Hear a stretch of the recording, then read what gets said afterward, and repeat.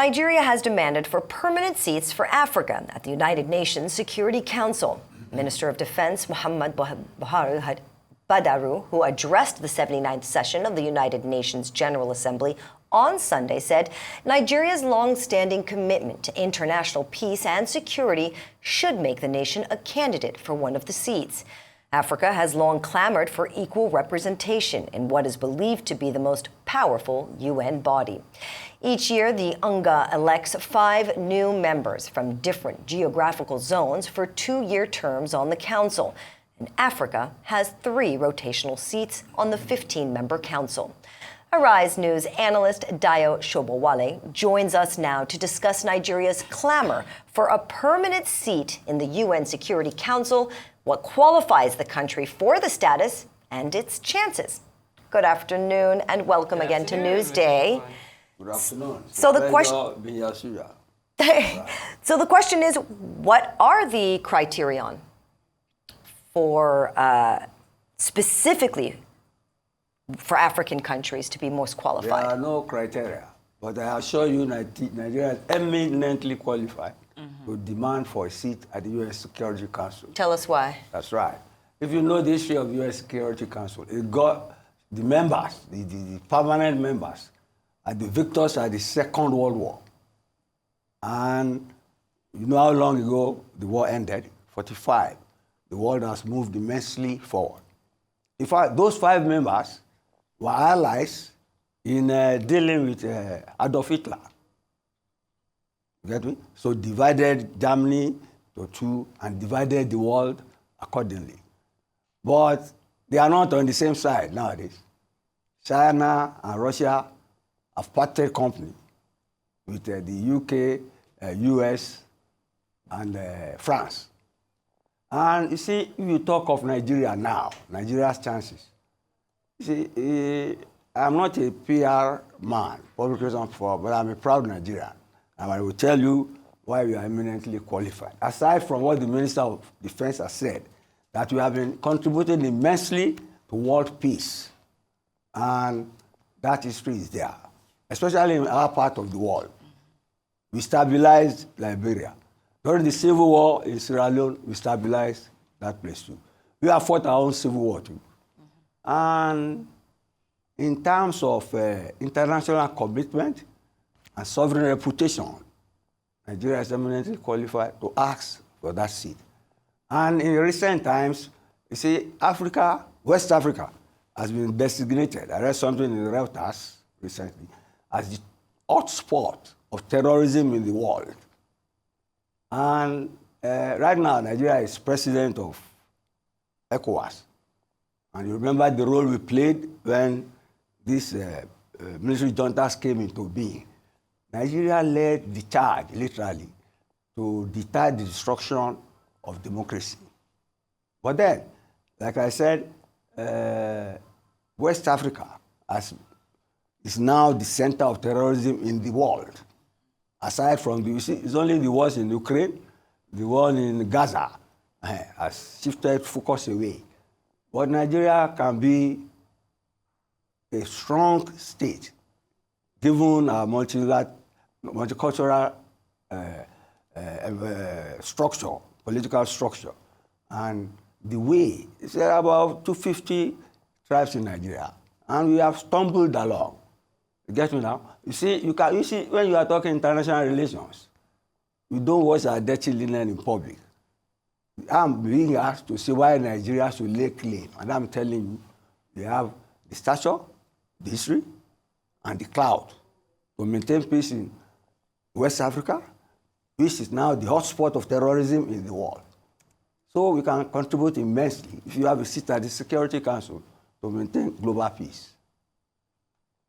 Next question. I just want to say... You are stunned? No, I'm not stunned. I'm far from stunned. But I just want to disclose that I'm also proudly Nigerian before I ask my question, okay? That's right. So, just wondering, some argue that Nigeria's regional influence has waned in recent years. I'm wondering, how would you assess Nigeria's current standing when we're looking from at a continental perspective, looking at the African continent, and how crucial is regional backing for its UN ambitions? You are reading an essay?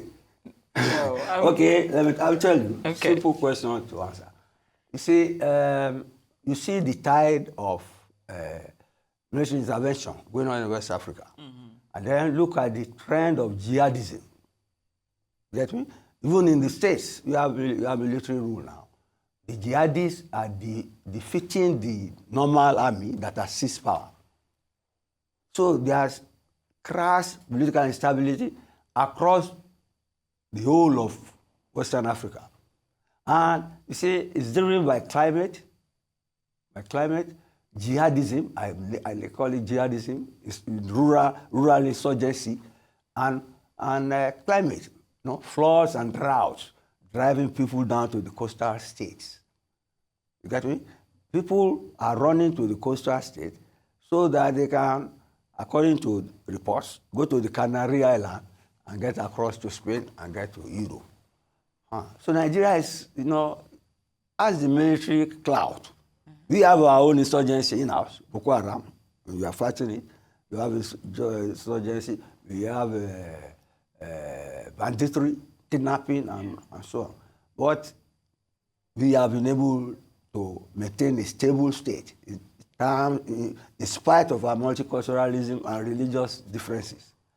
So if you look at that stature, you are eminently qualified to lay a claim to having a seat. Because what brought those who are there to the place of first power and in the first instance is the victory they had since 1945. And like I said, the world has moved on now. Except, of course, if you want to be blatantly crude now, so maybe another war will determine the fresh membership of a Security Council. But we don't need to wait for that. We have already so many trade wars between these permanent members of the Security Council. Get me? I read somewhere of recent that even car parts in the US, they are trying to make sure that they are not made in China or in adversarial nations, so that what happened in Lebanon will not happen one day to cars in Europe or the US, so that the cars will just blow off. Those are adversarial counter trade measures, a sign of hostility. And of course, the war looming, the war still going on in Ukraine. If Trump comes in now, a different dimension, and the Russians are not relenting, they are not giving up, and then you have North Korea sitting by the sideline there. So the world in a state of crisis, with the drums of war, beating silently underground, and they can explode anytime. So Nigeria is stable, as of now. Nigeria is stable, and Nigeria has been able to call military juntas to order, that the anti-democracy. In fact, it is in the interest of the West to bring a nation like Nigeria on board, like the minister said, for inclusion and fairness in the running of world affairs, especially at this point in time. Next question. So what you're saying is that Nigeria's aspiration for a permanent seat would have significant geopolitical dynamics. That's right. With Russia, peace. China. Yes. To promote peace. To promote peace, Global to push for that. Peace. What about if they were entered as a permanent seat but without veto power? Well, Yeah, how would that is inherent in that position. It is, if you have it, okay. The veto is for the 5 permanent members. Okay. And that is why we have never been able to have real peace. Because they know where their interest lies. No matter the amount of debate in the General Assembly, it becomes a talking shop. Well, it's against the interest of either China or Russia, they veto it. That's the end of the matter. Okay. Yes. We have about a minute left, and I kind of want to go back to the question that Susan asked when we started the interview about the criteria, criteria. Now, you said we've attained the stature, the history, and the clout for us to attain that seat. But I'm just wondering, if we look at our economic situation as a country and our recent struggles with inflation, if you were to recommend a criterion, would you say that economic stability should be one? You need political stability to have economic stability. Because if you can't trade, you can't plan, you can't build hospitals and schools, if there is high. That is why we are tackling insecurity seriously. But then, you see, all those nations in the Security Council, they have worse economic problems than us. Go and find out. America is the greatest debtor nation in the world. You get me? And China is a one-party state. They don't render account to nobody. Russia, of course, quasi one-party state. You know France? France, former colonial master, now withdrawing to his shell, haven't been driven away from there. And of course, the British are broke, unlike before. So there is no utopia in economic strength in any part of the world.